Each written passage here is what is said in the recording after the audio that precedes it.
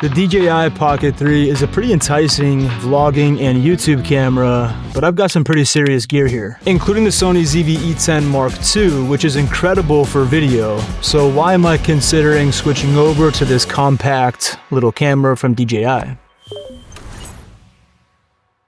Let's talk about why the DJI Pocket 3 might just be the ultimate portable option for content creators versus my current favorite vlog and overall YouTube camera in the Sony ZV E10 II. The DJI Pocket 3 has a 1-inch sensor, which is a big upgrade from previous models. And the Sony ZV E10 has a bigger APS-C sensor. Typically, the bigger the sensor, the better quality the video. I don't know what voodoo DJI put into this camera, but keep that whole sensor size and video quality thing in mind today as we look at some comparison shots between these two side by side. 10-bit color is a feature that used to be reserved for higher end cameras.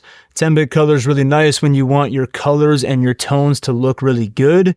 It's nice to see that both of these cameras do feature 10-bit color. These cameras do also both have the option to record in a log profile. Log is a profile that does require some work in post-production, but you get the added benefit of being able to adjust your exposure and your colors and your tones a little bit more than you can in a standard profile. The DJI Pocket 3 has D-Log-M, which I've found to be really nice to work with and is really easy to convert using the official D-Log-M to Rec 709 conversion LUT that's free on DJI's website. And the Sony ZV E10 II has S-Log3, which is one that I've used a ton and have nothing but great things to say about it. And it also has a Rec 709 free conversion LUT from Sony's website. Okay, so we've got the DJI Pocket 3 set up here in the studio. We're recording in 4K at 30 frames a second, and this is the video quality that you can expect coming out of this camera. And now switching over to the ZV E10 II, also in the studio, also recording in 4K 30.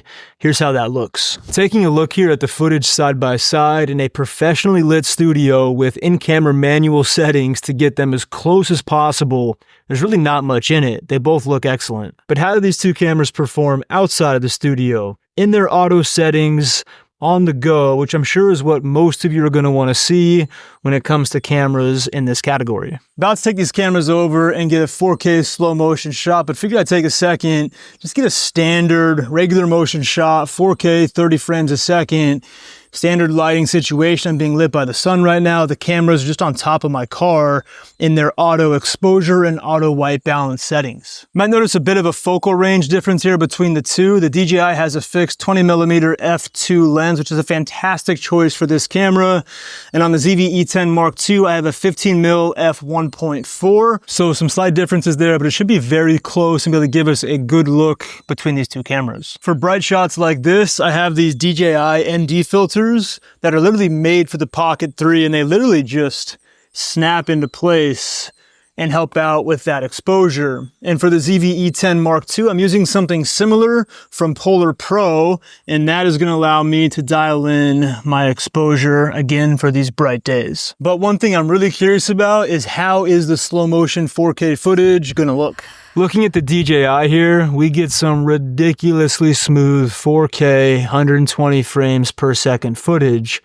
And switching over to the Sony, it also looks excellent, but one thing you'll notice is that it isn't quite as slow motion as the DJI. And the reason for that is that the DJI can record that 4K resolution in 120 frames per second, and the Sony in 4K can only record in 60 frames per second, so it's not going to be quite as slow motion. Another big factor when it comes to slow motion is that in Sony's 4K slow motion option, that 4K 60, it has a pretty significant crop on the sensor, so keep that in mind, whereas the DJI in that 4K 120 even does not have a crop. A hot topic when you're comparing cameras is how do they perform in low light situations? And this is one of those moments where that voodoo out of this 1-inch sensor, I don't know what DJI is doing, but let's take a look at some low light footage. As we look at these low light shots next to each other, again, there isn't much in it for me. The tone differences are just due to how the cameras are calibrating their auto white balance settings. The real thing I'm looking at is how sharp they are and how clean and lack of noise the dark areas have or don't have. they're both excellent. The DJI might not handle the light flare here as quite as good as the Sony, but again, I have a high-end lens on the Sony. The fact that the DJI looks this clean and sharp next to the Sony, which is an industry leader in this low light category, is pretty impressive. Strictly from a video quality perspective, they both produce outstanding results across a few different types of shots. Where the Pocket 3 really stands out for me is that you can achieve really high quality footage at about half the cost versus the E10 Mark II. The DJI Pocket 3 comes in at $519 at the time of recording this video, and the E10 Mark II with the kit lens, because you're gonna need a lens, comes in at $1,098. Having said that, if you're gonna pick up the Pocket 3, I'd strongly recommend getting the Creator Combo. It comes with a really good microphone, a 16mm lens attachment that we'll look at in a second, and a battery charging grip, which are all things that you're gonna wanna have. That'd bring the price up to $669, so I'll revise my last statement and say that you can achieve high quality video recording at about 60% of the cost versus the E10 Mark II. But what does it actually feel like to use these cameras? If it's one thing that I've learned after being on YouTube for 4 years, is that the less friction and overall steps that it takes to get great footage, the better. And one of the major points on that topic is autofocus. Quite simply, both of their autofocus is reliable, which is just so important as a solo creator, knowing that you don't have to worry about your shot being in focus or not. And they also have a product showcase feature, which will prioritize focusing on the product when it's in front of your face. So the DJI is keeping up not only in low light, but also in autofocus with the Sony, which is kind of the gold standard in the industry. Interesting. I'm having a really hard time choosing which of these two cameras I like better. Which one's jumping out to you and why? Something that stands out to me is how dang easy the DJI is to use for a vlog style shot. So from a vlogging perspective, it's pretty quick to see the added benefit of having the DJI Pocket 3's lightweight gimbal, simply for how smooth the footage is in comparison here to the Sony. It's also super bright, and I have no idea what these shots look like. And so in the Sony right now, I don't have the in-camera stabilization turned on, but when I do turn that on, it's gonna crop in a little bit, and it's also gonna make the footage a lot more smooth. Let's turn that on to take a look at that right now. Now with the Sony, I do have a 15mm lens on the camera, which traditionally a really good lens for a shot, like a vlog style shot like this.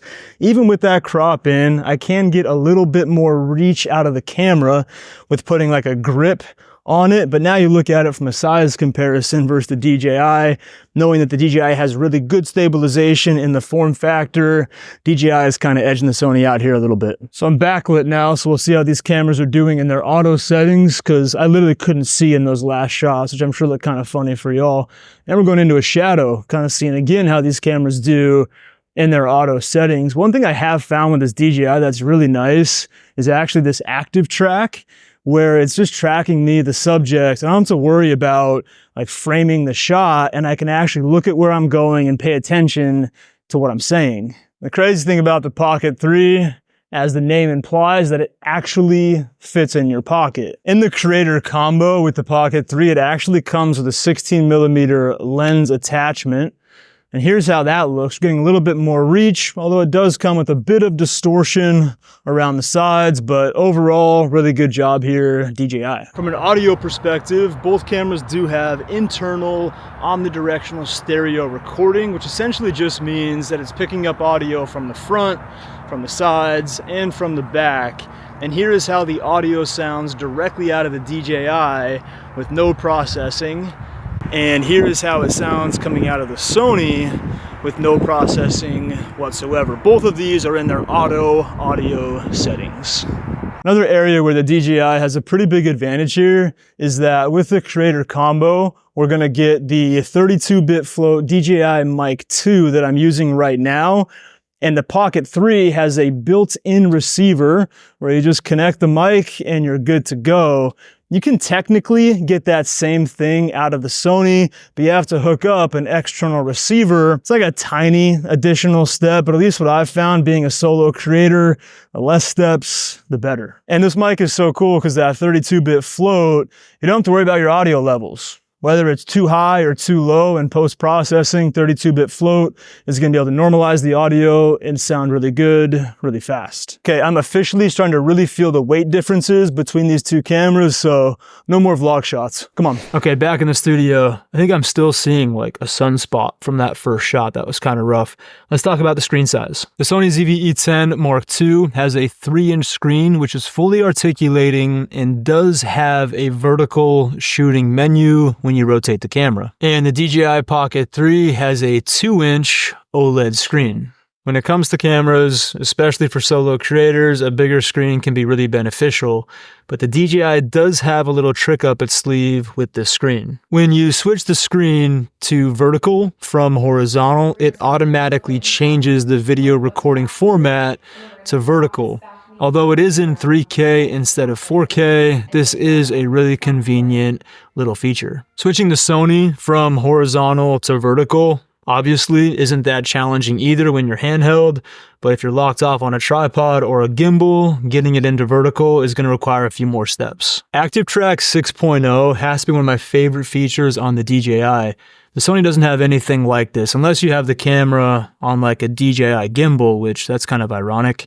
But it doesn't have anything like this. This Active Track 6.0 is a really cool feature in the Pocket 3. It's really nice to be able to just triple tap on a subject and have this Pocket 3 completely track it. Something that isn't talked about much, but really should be when it comes to camera comparisons like this, is that they both do have accompanying monitoring apps. The Sony has the M&C app, which allows you to change a lot of the settings in the camera, as well as just monitor the shot from a distance. And the Pocket 3 has the accompanying app, which will, yes, allow you to monitor the shot from a distance. Added benefit of this type of camera here is that you can also move the joystick and reframe your shot or start the active tracking, for example, from that distance. The Pocket 3 does have a few downsides though. I mean, you're just fixed at that 20mm lens. You do get that 16mm extension that we looked at, but generally 16 and 20, it can zoom in a little bit from the menu, a bit of a digital zoom. But generally speaking, you're pretty fixed on your lens options versus the Sony, which has a tremendous amount of lenses to be able to get a different look. The DJI does also lack some exposure tools, in my opinion. I'd like to see the menu system have a bit more options when it comes to some exposure tools like custom zebra values or things like that. The menu system on the DJI is really simple and really nice. I do think it might lack some pro level settings, but it's not really the target market for this camera anyways.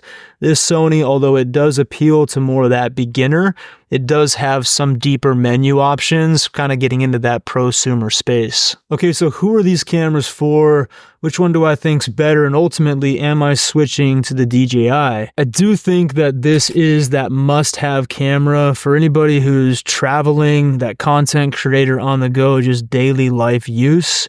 This is your best option.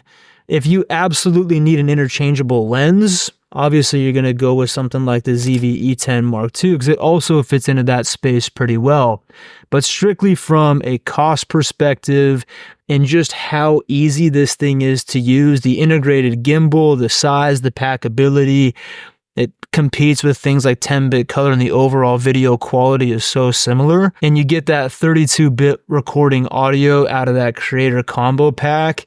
This is an outstanding camera for that space. It also could be a really good option for somebody's first camera. The settings are pretty simple and you're going to be able to get out and create some pretty good stuff pretty quickly. And you'll still have the ability to jump into some manual based settings at some point once you kind of cross that bridge and want to get a little bit more advanced. It's going to be able to suit you enough for that use. If it is your first camera though, you're going to be spoiled, and I bet you'll always have a gimbal if you do decide to go to like an interchangeable lens system at some point with the stable footage you get out of that. So as a YouTuber with a ton of different cameras, is this going to have a space in my kit? The short answer is yes. I am officially switching to this DJI Pocket 3 as my main vlog style camera. I just can't get over how good the footage is, the integrated gimbal, and just how dang fun it is to use. I also love the Active Track 6.0, not only for a vlog style shot, but just in general around the studio for a unique kind of second shooter, a unique angle that I can get whenever I want to. Will it be my main camera in the studio for my main angle like right now? Probably not, although I could make it work for that. Probably not, but it's going to be an amazing B cam in the studio,